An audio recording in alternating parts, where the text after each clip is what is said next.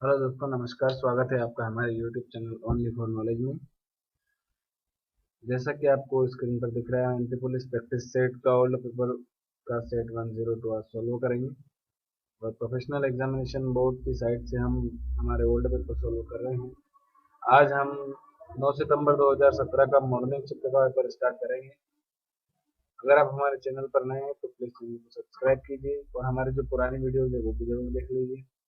और जल्द से जल्द एंटी पुलिस के एडमिट कार्ड भी आने वाले हैं, तो आप अपनी तैयारी जो है वो और तीव्र कर दीजिए अगर आपको इस बार सिलेक्शन प्राप्त करना है।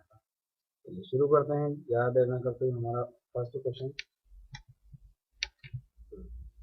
क्वेश्चन है, यदि रोहित को SPI JU से कोडित किया जाता है तो मोहित को कैसे कोडित किया जाएगा। जैसा कि मैं आपको मेरी हर वीडियोज में बताता हूँ कि आपको क्या करना है, क्वेश्चन देखना है, वीडियो को पॉज करना है। तो वीडियो को पॉज करने के बाद क्वेश्चन को सोल्व करने के बाद वीडियो को पुनः प्ले करके अपने आंसर से हमारे आंसर को मिलाना है। इसी प्रकार से आपकी प्रैक्टिस हो पाएगी। ऐसा नहीं है कि आप सिर्फ आपने वीडियो चालू किया और देखते रहे, तो उस प्रकार से कुछ भी आप नया सीख नहीं पाएंगे। इसलिए पहले आप अपने स्तर पे सॉल्व करने के बाद फिर वीडियो से आप आपका आंसर मिलाइएगा। तो इसी प्रकार से आपकी तैयारी जो है वो अच्छी होगी। इसके अलावा और भी कोई आप कुछ राय देना चाहते हैं या कोई सजेशन है आपका, तो वो भी मुझे आप कमेंट कर सकते हैं। साथ ही अपने दोस्तों में वीडियो प्लीज शेयर कीजिए। चलिए शुरू करते हैं। फर्स्ट क्वेश्चन, रोहित को SPI JU से कोडित किया जाता है, तो हम क्या करेंगे, इन दोनों में किस प्रकार से कोडिंग डिकोडिंग चल रही है वो समझेंगे और वही कोडिंग इसमें लगाएंगे, तो हमारा आंसर हमारे पास आ जाएगा। तो देखते हैं। देखिए, R से S कैसे आया, +1। O से P फिर से +1। H के बाद I आ रहा है H के स्थान पे, तो A भी +1। I के बाद J आ रहा है फिर +1। T के बाद U आ रहा है +1। मतलब सभी में +1 की कोडिंग चल रही है। बहुत ही सिंपल है। तो यहाँ मोहित में भी हमको क्या करना है, सभी में +1 करना है, यानी कि N में +1 करेंगे तो N। तो पहले मिलाते चलते हैं, केवल थर्ड ऑप्शन में ही N है तो पूरा करने की जरूरत ही नहीं है। फिर भी आप चाहे तो पूरा करके मिला सकते हैं, थर्ड ऑप्शन में हमारा आंसर। चलते हैं हमारा अगला प्रश्न। भारत समाज के सेवक की स्थापना किसने की। भारत समाज का सेवक, ये तो आपने नहीं सुना होगा, लेकिन इंडियन सोसाइटी का नाम सुना होगा। इंडियन सोसाइटी के संस्थापक कौन है। सभी को पता है इंडियन सोसाइटी के संस्थापक जो है गोपाल कृष्ण गोखले हैं। लेकिन बहुत सारों को ये पता नहीं होगा कि इसका पूरा नाम क्या था। इसका पूरा नाम था the servants of Indian society. The servants of Indian society की स्थापना की थी गोपाल कृष्ण गोखले ने। ठीक है, इसके बारे में मैं आपको कुछ और बता दूं कि इसकी स्थापना जो हुई थी, ये भी पूछा जा सकता है कि इसकी स्थापना किस सन में हुई थी और कहाँ हुई थी। तो इसकी स्थापना 1905 में पुणे महाराष्ट्र में हुई थी। ठीक है, 1905 में हुई थी और कहाँ हुई थी, पुणे, जो कि वर्तमान महाराष्ट्र का हिस्सा है। और किसने की थी, गोपाल कृष्ण गोखले ने की थी। फोर्थ ऑप्शन हमारा आंसर है। चलते हैं हमारा अगला प्रश्न, विषम ज्ञात कीजिए। तो आपको देखना है पहले कि यहाँ पर क्या, ये जो है ये एक सीरीज है। एक तरीके से एक सीरीज में कोई एक अंक जो है वो नियम का पालन नहीं करता जिस नियम पे सीरीज टिकी है। तो पहले तो देखते हैं 15 से 26। पहले तो हम क्या करते हैं, सबसे पहले प्लस करके ही सीरीज को देखते हैं। तो 15 में प्लस करेंगे तो 11। 26, 26 से 37 कैसे आया, फिर से 11 प्लस करेंगे। 37 से 49 कैसे आया, तो ये गलत है। देखिए पिछले दोनों से हमको क्या देखने को मिल रहा है, +11 +11 +11 +11 कर रहे हैं। तो यहाँ भी क्या होना चाहिए था, +11। तो 37 में +11 करते तो क्या आना चाहिए था, यहाँ पे 48 आना चाहिए था। देखते हैं हम आगे भी इस प्रकार से मिलाते हैं। 48 में +11 कर रहे हैं तो 59 आ रहा है, बिल्कुल आ रहा है। 59 में +11 कर रहे हैं तो 70 भी आ रहा है। अर्थात ये जो 49 लिखा हुआ था इसके लिए क्या आना चाहिए था, 48। तो 49 गलत है, फर्स्ट ऑप्शन हमारा आंसर है। बहुत ही सिंपल सीरीज है। चलते हैं हमारा अगला प्रश्न, रेडियो को PBI पीरियड से कोडित किया जाता है तो टेलीविजन को कैसे कोडित किया जाता है। तो ये इस प्रकार का एक क्वेश्चन मैंने आपको ऊपर करवाया था। आप इसको अपने स्तर पर करने के बाद मुझे कमेंट में इसका आंसर जरूर बताइएगा और थोड़ा विस्तार से बताइएगा कि किस प्रकार से कोडिंग रिकॉर्डिंग नहीं हो पाता है तो भी मुझे कमेंट कीजिएगा, मैं आपको इसके लिए अलग से वीडियो बना के भी डाल दूंगा। चलते हैं हमारा अगला प्रश्न। यदि पुनरावृत्ति की अनुमति नहीं है तो लीडर शब्द के अक्षरों का उपयोग करके 6 अक्षरों के कितने विभिन्न शब्द बनाए जा सकते हैं? कितने अक्षर है? 3 और 3 6 ही अक्षर है। तो इनसे हम कितने शब्द बना सकते हैं? 6 अक्षरों के। तो आपने पढ़ा होगा इनसे कितने शब्द बना सकते हैं?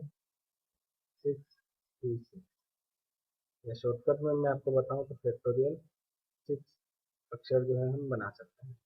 ठीक है ना। आपने अगर क्रमचय संचय पढ़ा है तो आप आराम से इस बात को समझ पाए। नहीं भी पढ़ा है तो देखिए 6 अक्षर है और 6 ही अक्षरों का हमको समूह बनाना है, इसलिए आंसर आएगा फैक्टोरियल 6। लेकिन इसमें डिवाइडेशन में भी कुछ आएगा। क्यों आएगा? क्योंकि यहाँ पे कोई शब्द जो है वो रिपीट हो रहा है, कोई अक्षर जो है वो रिपीट हो रहा है। क्या रिपीट हो रहा है? ई यहाँ भी है और यहाँ भी। तो ई 2 बार रिपीट हो रहा है, इसलिए बटे में क्या आ जाएगा? फैक्टोरियल। ठीक है ना। अब फैक्टोरियल को किस प्रकार से ओपन किया जाता है? 6 से आपको उल्टी गिनती बोलनी है और गुणा करते हुए चलना है। अर्थात 6 गुणित 5 गुणित 4 गुणित 3 गुणित 2 गुणित 1। ठीक है ना। इसी प्रकार से बटे में फैक्टोरियल 2 ओपन होगा। 2 गुणित 1। तो 2 गुणित 1 से 2 गुणित 1 कट जाएगा, क्या बचा? 6 5 4 3 का गुणा तो कर दीजिए। 6 5 30 30 तो 120 120 गुणित 3 360 360 हमारा आंसर हो जाएगा सर। बहुत सरल है। चलते हैं हमारा अगला प्रश्न। आधुनिक भारत के किस प्रदेश में रेलवे ने अपनी प्रथम रेल चलाई थी? तो आप सभी को पता है कि प्रथम रेल कब चली थी? 16 अप्रैल 1853 को बोरीबंदर या मुंबई से थाने के बीच में चली थी। ठीक है ना। तो मुंबई से थाने के बीच में चली थी। कहाँ पे स्थित है मुंबई से थाने? महाराष्ट्र में स्थित है। इस क्वेश्चन का आंसर क्या हो जाएगा? महाराष्ट्र। ठीक है ना। तो आधुनिक भारत में जो रेलवे लाइन है वो कहाँ चली थी? महाराष्ट्र में मुंबई से थाने के बीच में चली थी। ये भी पूछा जा सकता है कि कब चली थी? तो 16 अप्रैल 1853 को चली थी। और कितनी दूरी तय की थी? तो 34 किलोमीटर की दूरी तय की थी। ठीक है। और ये भी पूछा जा सकता है कि यह किसके शासनकाल में चली थी? तो लॉर्ड डलहौजी के शासनकाल में चली थी। ठीक है ना। चलते हैं हमारा अगला प्रश्न। तुम मुझे खून दो मैं तुम्हें आजादी दूंगा, तुम मुझे खून दो मैं तुम्हें आजादी दूंगा का नारा किसने लगाया था? तो सभी को पता है कि ये नारा दिया गया था सुभाष चंद्र बोस के द्वारा। ठीक है ना। अब आप मुझे कमेंट में ये बताइएगा कि भगत सिंह ने क्या नारा दिया था। भगत सिंह का जो नारा था वो मुझे आप कमेंट में बताइए। क्वेश्चन नंबर 7 में मैंने आपसे पूछा है कि भगत सिंह के द्वारा क्या नारा दिया गया था। ठीक है।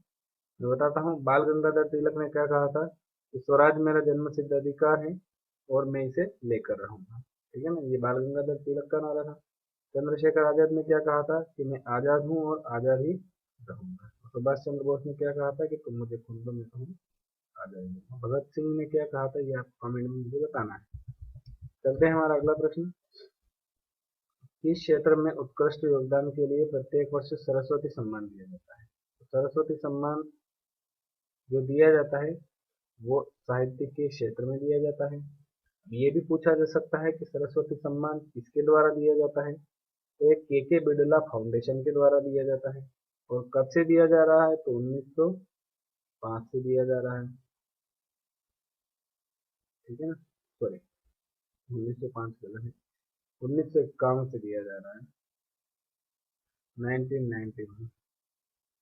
वो मुझे बंगाल विभाजन याद आ गया था इसलिए मैंने 1991 से दिया जा रहा है सरस्वती सम्मान। किसके द्वारा दिया जाता है? के बिड़ला फाउंडेशन के द्वारा दिया जाता है। अब आपसे क्वेश्चन ये भी पूछा जा सकता है कि 30वां सरस्वती सम्मान जो 2020 का था वो किसे मिला है? तो ये मिला था शरद कुमार लिम्बाले को मिला। और ये किसके लिए मिला? तो ये मिला था सनातन जो इनके द्वारा लिखा गया साहित्य उसके लिए। और सनातन जो साहित्य है वो मराठी भाषा में लिखा गया है। ध्यान रखिए सरस्वती सम्मान जो है वो किसके लिए दिया जाता है? साहित्य के लिए दिया जाता है। और साहित्य किस भाषा में होना चाहिए? तो साहित्य जो संविधान में वर्णित 22 भाषा है उनमें से किसी भी भाषा में वर्णित साहित्य के लिए सरस्वती सम्मान दिया जा सकता है, ठीक है ना। और पहला सरस्वती सम्मान किसे दिया गया था ये भी पूछा जा सकता है। तो हरिवंश राय बच्चन को उनकी आत्मकथा के लिए पहला सरस्वती सम्मान दिया गया। देखिए मैं आपको फिर से सारे क्वेश्चन रिपीट करवाता हूँ सरस्वती सम्मान से संबंधित जो भी आपको पूछे जा सकते हैं। क्या पूछा जा सकता है कि पहला सरस्वती सम्मान किसे दिया गया था, तो हरिवंश राय बच्चन को। 30वां सरस्वती सम्मान जो कि 2020 का है, अभी तक अंतिम सरस्वती सम्मान हुई है, इसकी जानकारी हमें, तो वो किसे दिया गया, तो वो दिया गया शरद कुमार लिम्बाया को। और किस ग्रंथ के लिए, तो सनातन के लिए, जो कि मराठी ग्रंथ है। और कौन देता है, तो के बिरला फाउंडेशन देता है। कब से देता है, 1991 से देता है। और किन भाषाओं के लिए देता है, संविधान में वर्णित जो 22 भाषा है उनके लिए दिया जाता है। चलते हैं हमारा अगला प्रश्न, बरगी परियोजना किस नदी पर है, तो सभी को पता होगा कि नर्मदा नदी पर है बरगी परियोजना, ठीक है। और नर्मदा नदी जो है वो मध्य प्रदेश की एक प्रमुख नदी है, मध्य प्रदेश की जीवन रेखा कहा जाता है। तो इसके ऊपर जो भी कुछ खास क्वेश्चन बन सकते हैं, जैसे कि नर्मदा नदी के किनारे स्थित शहरों के बारे में पूछा जा सकता है। तो आप सभी को पता होगा कि जबलपुर नर्मदा के किनारे है, भेड़ाघाट जलप्रपात नर्मदा नदी पर बना हुआ है, और महेश्वर और ओंकारेश्वर ये भी नर्मदा नदी के किनारे है। और परियोजनाओं से संबंधित प्रश्न भी पूछा जा सकता है, तो कुछ प्रमुख परियोजनाएं भी मैं आपको बता दूं, जैसा कि बरगी परियोजना तो क्वेश्चन में पूछा गया है। और बरगी परियोजना है कहाँ पे, तो ये जबलपुर में स्थित है। सरदार सरोवर बांध के बारे में पूछा जा सकता है, तो ये गुजरात में है। महेश्वर बांध महेश्वर में स्थित है। ओंकारेश्वर बांध ओंकारेश्वर में स्थित है। और इंदिरा सागर बांध का खास करके प्रश्न आ सकता है, क्योंकि ये नवनिर्मित जिला जो निमाड़ जिला है उसके अंतर्गत आता है इंदिरा सागर बांध। तो आपको इन सभी के बारे में पता होना चाहिए। चलते हैं हमारा अगला प्रश्न। हाँ, तो अगला प्रश्न है, रूट किलोमीटर के अंतर्गत भारत के किस राज्य में सबसे लंबी रेलवे लाइन है, तो ये है उत्तर प्रदेश में, ठीक है ना। ये प्रश्न जो है थोड़ा कठिन है, आप याद कर लीजिए, लिख लीजिए। सबसे अधिक किलोमीटर के हिसाब से रेलवे लाइन किस राज्य में है, तो उत्तर प्रदेश में। चलते हैं हमारा अगला प्रश्न। अगला प्रश्न है, बाउल गायक भारत के किस प्रदेश से संबंधित है, तो बाउल गायक जो है ये जो है ये एक लोकगीत है। बाउल जो है वो गायन है जो लोकगीत है पश्चिम बंगाल का। देखिए आपको सभी राज्यों के जो प्रमुख लोकगीत है वो याद होने चाहिए, और खासकर मध्य प्रदेश के लोकगीत तो आपको याद होने चाहिए। तो मध्य प्रदेश के कुछ प्रमुख लोकगीत मैं आपको बताता हूँ।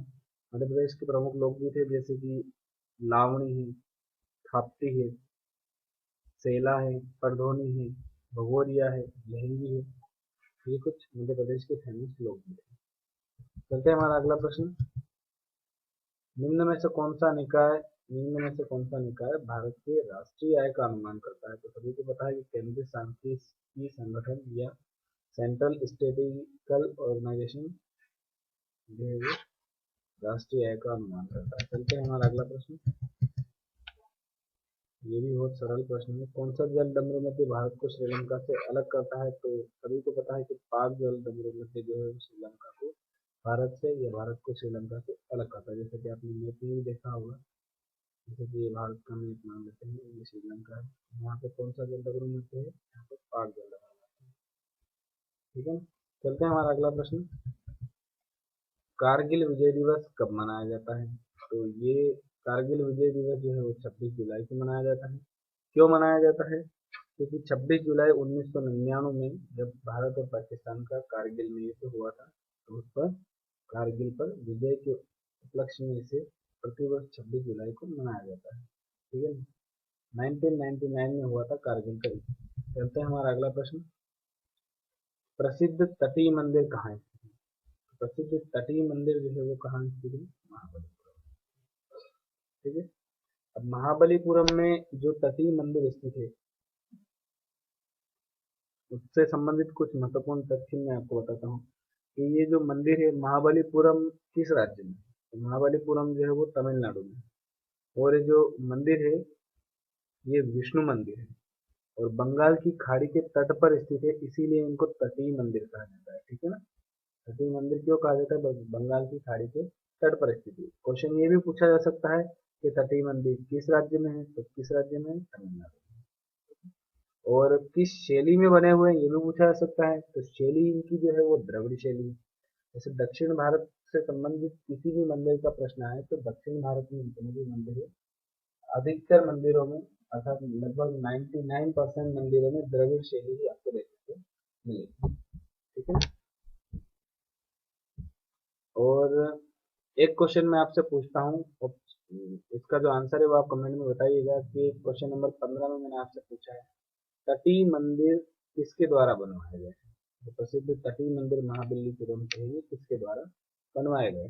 ये मुझे आप कमेंट में बताइए। चलते हैं हमारा अगला प्रश्न।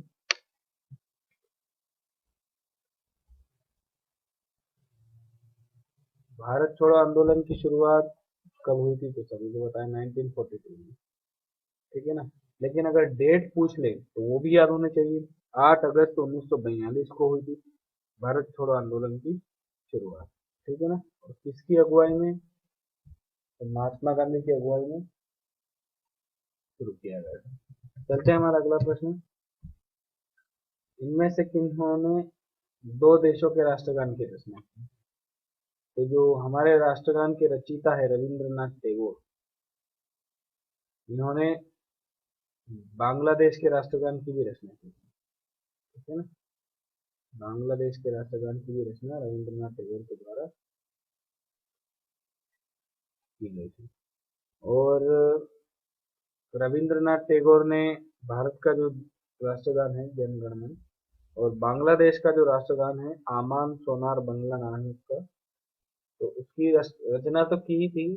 साथ ही श्रीलंका का जो राष्ट्रगान है उसमें भी, उसकी रचना में भी इनका महत्वपूर्ण योगदान माना जाता है।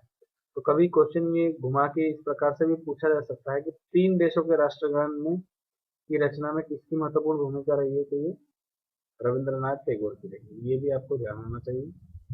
कौन कौन से देश है वो? भारत, बांग्लादेश और श्रीलंका। चलते हैं हमारा अगला प्रश्न।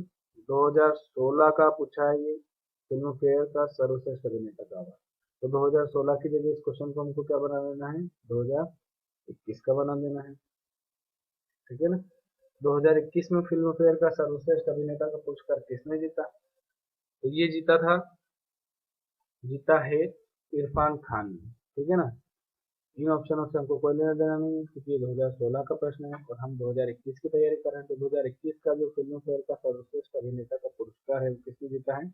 इरफान खान ने जीता है। ये भी पूछा जा सकता है कि 2021 के जो फिल्म फेयर अवार्ड है ये कौन से नंबर के है? तो ये 66वें नंबर के अवार्ड है। तो 66वां फिल्म फेयर अवार्ड किसने जीता है? इरफान खान ने जीता है। या 2021 में जो फिल्म फेयर अवार्ड है वो किसने जीता है? वो भी इरफान खान ने जीता है। चलते हैं हमारा अगला प्रश्न। भारत में ब्रिटिश ईस्ट इंडिया कंपनी द्वारा प्रथम डाकघर कहाँ स्थापित किया गया था? तो सभी को पता है कि कलकत्ता में स्थापित किया गया था प्रथम डाकघर भारत का। और किसके द्वारा स्थापित किया गया था? तो ये किया गया था वारेन हेस्टिंग के द्वारा 1774 में। ठीक है। ध्यान रखिए, प्रथम डाकघर की स्थापना तो 1774 में हुई थी, लेकिन डाक सेवा अगर वो पूछे तो डाक सेवा जो है वो 1766 में ही शुरू हो गई थी। ठीक है ना। डाक सेवा 1766 में, और किसके कार्यकाल में शुरू हुई थी? लॉर्ड क्लाइव के शासनकाल में 1766 में डाक सेवा शुरू कर दी गई थी। लेकिन प्रथम डाकघर जो है वो 1774 में कलकत्ता में वारेन हेस्टिंग के द्वारा स्थापित किया गया। आपको याद रखना है। चलते हैं हमारा अगला प्रश्न। अंतरिक्ष में जाने वाला पहला भारतीय सभी को पता है। पहला भारतीय कौन है? राकेश शर्मा। ठीक है। अब इसमें भी वो आपसे पूछ सकता है कि राकेश शर्मा जो है वो कब गए थे अंतरिक्ष में? जाने वाले जो पहले भारतीय थे वो कौन से सन में अंतरिक्ष की उन्होंने यात्रा की थी? तो 1984 में उन्होंने यात्रा की थी, 1984 में। और किस देश के विमान से उन्होंने यात्रा की थी? तो सोवियत संघ, जो वर्तमान में रूस है, वो उस समय बहुत बड़ी मात्रा में सोवियत संघ के नाम से जाना जाता था। तो फिर क्या हो गया, उसमें बहुत सारे देश उससे स्वतंत्र हो गए तो केवल रूस या रशिया ही बने यार। पहले उस समय की बात है, तो सोवियत संघ के नाम से उसे जाना जाता था। तो सोवियत संघ के विमान से जो राकेश शर्मा है वो 1984 में सोवियत संघ के और भी अंतरिक्ष यात्रियों के साथ उन्होंने अंतरिक्ष की यात्रा की थी। भारत से जाने वाले वो पहले भारतीय। चलते हैं हमारा अगला प्रश्न। चतुर्भुज मंदिर के मुख्य देवता। तो चतुर्भुज मंदिर से नाम से आपको स्पष्ट है, चतुर्भुज मंदिर जो है वो भगवान का मंदिर रहा होगा, ठीक है ना। अब चतुर्भुज मंदिर के बारे में आप मुझे कमेंट में बताइएगा कि ये कहाँ स्थित है, किसने इसको बनवाया था। चलते हैं हमारा अगला प्रश्न। मध्य प्रदेश में मैंगनीज निम्न में से किन जिलों में पाई जाती है। तो किन जिलों में पाई जाती है आप सभी को पता है, बालाघाट और छिंदवाड़ा जिले जो है मैंगनीज उत्पादन के लिए पूरे भारत में प्रसिद्ध है। चलते हैं हमारा अगला प्रश्न। लुप्त संख्या चुनकर श्रृंखला को पूरा कीजिए। तो सबसे पहले हम श्रृंखला को समझेंगे कि शायद योग ही हो रहा है। 2 और 3 5, 5 और 5 10, 10 और 7 17। तो क्या हो रहा है, 3 जुड़ा फिर 5 जुड़ा प्लस 2 फिर 7 जुड़ा प्लस 2, तो क्या जुड़ना चाहिए, 9 जुड़ना चाहिए। 17 और 9 क्या हो जाएगा, 26 हो जाएगा। 26 कौन सा ऑप्शन है, सेकंड ऑप्शन। सेकंड ऑप्शन हमारा आंसर। चलते हैं हमारा अगला प्रश्न।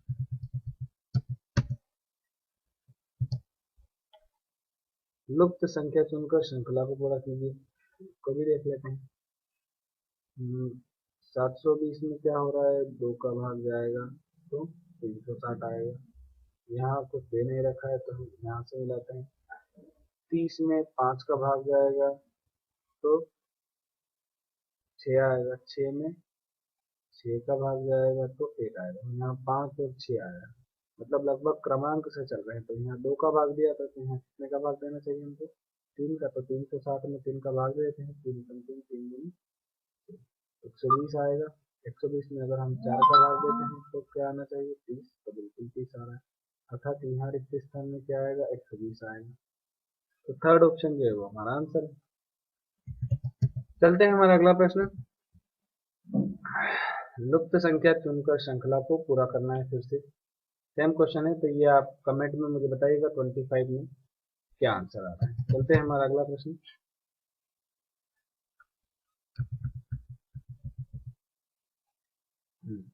कथन निष्कर्ष का प्रश्न है। तो देखिए चलते हैं सीधे कथन निष्कर्ष में। कथन क्या दे रखा है, कुछ पाउडर इत्र है। तो इनसे हम संभावित वेन डायग्राम बनाते हैं। कुछ पाउडर, ये जो पाउडर है कुछ मात्रा में क्या है, इत्र है। इत्र को आई से निरूपित कर देते हैं, पाउडर को पी से। सभी इत्र क्रीम है, आई को कवर कर देते हैं सी से। तो सभी इत्र क्या है, क्रीम। क्रीम को सी से मैंने डिनोट किया है। अब ये क्या बोल रहा है, कुछ पाउडर क्रीम नहीं है और कुछ इत्र क्रीम नहीं है। नहीं का तो उसने कथन में कहीं से कहीं तक कुछ दे ही नहीं रखा है, तो निष्कर्ष में नहीं तो हो ही नहीं सकता था। दोनों ही ऑप्शन जो है वो गलत है। तो न ही निष्कर्ष 1 और न ही निष्कर्ष 2 अनुसरण करते हैं। चलते हैं हमारा अगला प्रश्न।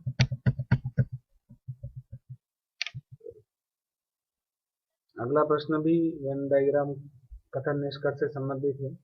तो ये आप कीजिएगा 27 और मुझे कमेंट में बताइएगा इसमें क्या आंसर आ रहा है। और अगर आप नहीं भी कर पाते हैं तो मुझे कमेंट कर दीजिएगा, तो मैं आपको समझा दूंगा। चलते हैं हमारा अगला प्रश्न। ये भी कथन निष्कर्ष से है, तो ये भी आप कर लीजिएगा। एक क्वेश्चन मैंने आपको ऑलरेडी करके बता ही दिया है। 29वां प्रश्न भी कथन निष्कर्ष से है, ये भी आप कर लीजिएगा। 30वां प्रश्न जो है वो क्या दे रखा है, लाइन प्रिंटर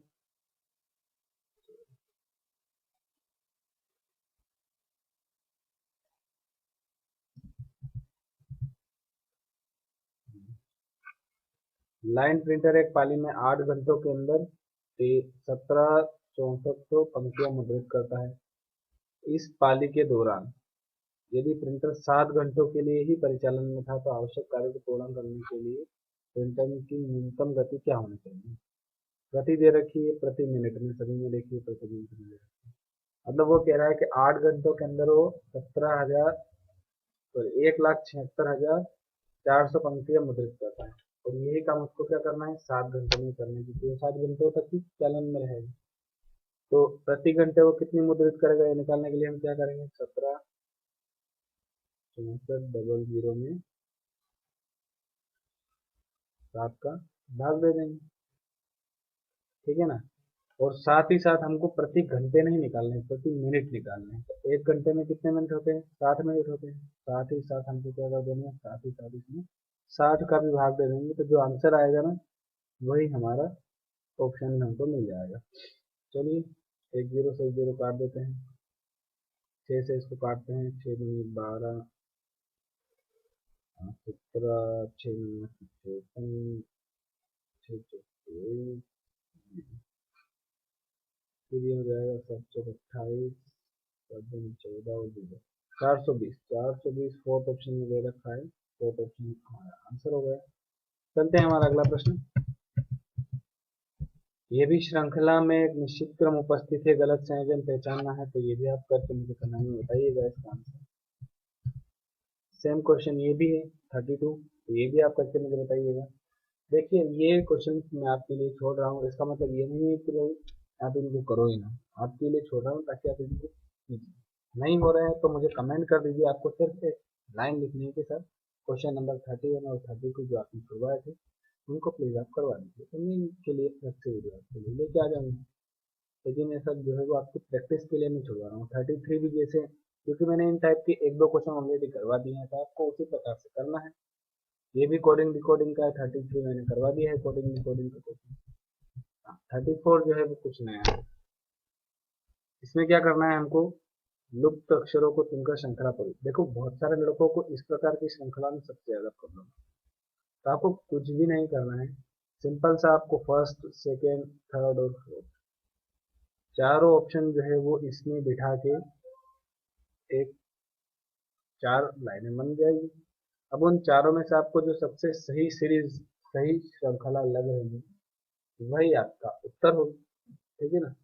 तो आप इसको रफ करके कर सकते हैं, जैसे कि मैं आप यहाँ पे करके देखता हूँ। पी फर्स्ट ऑप्शन अगर मैं रखूँ पी, फिर पी, 2 बार पी आ रहा है, 2 बार पी आ रहा है, फिर 2 बार पी आ रहा है, फिर 2 बार पी आ रहा है, फिर पी 2 बार पी आ रहा है, और अब 3 बार पी आ गया, मतलब ये सीरीज सेम है। सेकेंड ऑप्शन रख के देखते हैं, तो पी, मतलब 2 बार पी और 3 बार पी होना चाहिए। फिर पी रखेंगे यहाँ पर, फिर 1 बार पी में ही क्यों आ गया, ये भी गलत है। थर्ड ऑप्शन लेते हैं, क्यू पी, क्यू 3 बार क्यू है पी के बाद, फिर पी, फिर 3 बार क्यू आ रहा है पी के बाद, फिर पी के बाद फिर ऑप्शन के हिसाब से 3 बार क्यू आ रहा है, फिर पी के बाद 3 बार ऑप्शन के हिसाब से फिर से क्यू आ रहा है, फिर पी आ रहा है। तो ये जो है थर्ड ऑप्शन ये हमारा सही बैठ गया, थर्ड ऑप्शन हमारा आंसर है, ठीक है ना। देखिए, थोड़ा टाइम लगेगा, इसके लिए कोई शॉर्टकट नहीं है, और अगर आपको लगता है कि कोई शॉर्टकट है तो मुझे भी बता दीजिए कमेंट में कि सर ये इस प्रकार से कर दीजिएगा, तो मैं भी सीख जाऊंगा, मेरे लिए भी सही है। चलते हैं हमारा अगला प्रश्न। श्रृंखला में अगला पद याद कीजिए, ये कुछ नई प्रकार की श्रृंखला है इसलिए मैं करवा देता हूँ। इसमें क्या हो रहा है, पहले क्रमांक में 1 अक्षर है, दूसरे में 2 है, तीसरे में 3 है, चौथे में 4 अक्षर है, तो पांचवें में कितने अक्षर होने चाहिए, 5, ठीक है ना। अब देखते हैं क्रम कैसे चल रहा है। एक बात तो हमको पता चल गई कि यहाँ पर 5 अक्षर वाला ही हमारा आंसर होगा, तो थर्ड और फोर्थ ऑप्शन तो अपने आप ही गलत हो जाएंगे क्योंकि इनमें 4 अक्षर ही दे रखे हैं। फर्स्ट और सेकंड में सही आंसर है, तो क्या हो रहा है, ए आ रहा है, उसके बाद फिर क्या हो रहा है, एक क्रमांक छोड़ने के बाद फिर से एबीसी हो रहा है, फिर से एक क्रमांक छोड़ने के बाद एबीसी वाली ही लाइन आगे आनी चाहिए, ठीक है। नीचे भी वैसे ही हो रहा है, वाई जेड यानी कि उल्टी एबीसीडी चल रही है, जेड से एक ही क्रम में, तो जेड से एक ही क्रम में, फिर एक क्रमांक छोड़ के फिर जेड से एक ही क्रम में, फिर यहाँ आगे अगर कोई अंक वो पूछता तो फिर से ये जेड से एक ही क्रम में हम उल्टी एबीसीडी लिखते हैं। लेकिन हमको यहाँ पूछा है तो यहाँ क्या आना चाहिए, एबीसी, एबीसी के आगे जो आएगा 5 अक्षर वो हमको लिखने हैं, एबीसीडी, जो कि फर्स्ट ऑप्शन में। चलते हैं हमारा अगला प्रश्न। ये कोडिंग डिकोडिंग है, ये भी बहुत सरल है मेरे हिसाब से, मैं तो इसको सबसे ज्यादा सरल मानता हूँ। माय फेवरेट हीरो को डेटो विया नेरोलो लिखा जाता है और हीरो इज ग्रेट को ने डेटो निया लिखा जाता है, तो हीरो क्या है? शब्द हीरो की कोडिंग निकालनी है, तो हीरो कहाँ लिखा हुआ है? एक तो यहाँ लिखा हुआ है, ग्रेट यहाँ लिखा हुआ है, मतलब दोनों जो वाक्य दे रखे हैं उनमें हीरो लिखा हुआ है, तो इनके दोनों कोडिंग में कोई एक ऐसा होगा जो दोनों में कॉमन आ रहा होगा। ये डेटो जो है वो इसमें भी आ रहा है और डेटो जो है इसमें भी आ रहा है, बाकी ये दोनों अलग है, ये यहाँ भी दोनों अलग है, तो डेटो भी दोनों जगह आ रहा है और हीरो भी दोनों जगह आ रहा है, मतलब हीरो का कोडिंग क्या होगा? डेटो डी ई टी ओ जो है वो कोडिंग। चलते हैं हमारा अगला प्रश्न।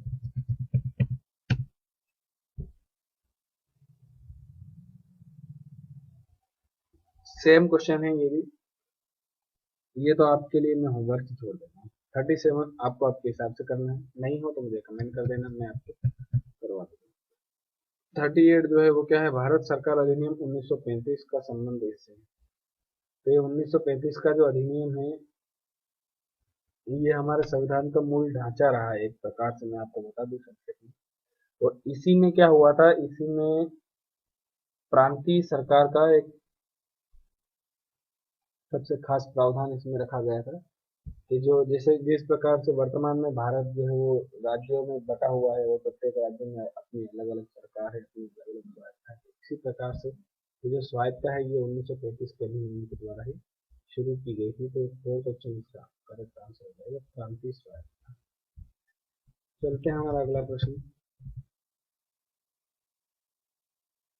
विषम का चयन करना है, तो सबसे बड़ी बात ये है कि इनकी कोडिंग आपको ध्यान होनी चाहिए, नहीं भी ध्यान है तो आपके पास वेबसाइट दी जाएगी वहाँ पे आप ABCD करके इनकी कोडिंग देख सकते हैं। देखते हैं इनकी कोडिंग क्या क्या है। कोडिंग के हिसाब से